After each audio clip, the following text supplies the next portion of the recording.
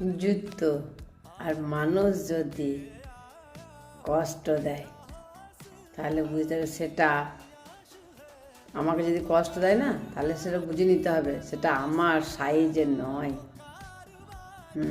সে মানুষই হোক আর যুদ্ধই হোক, সবচেয়ে সুন্দর প্রতিশোধ হলো কার প্রতি কোন অভিযোগ, অপবাদ, ক্ষোভ, ঘৃণা না রেখে তাদের ভুলে যাওয়া।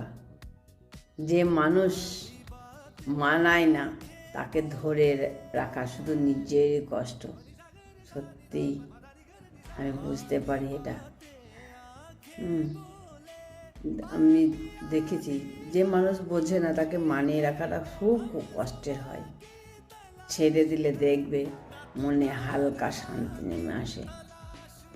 মাফ করে ভুলে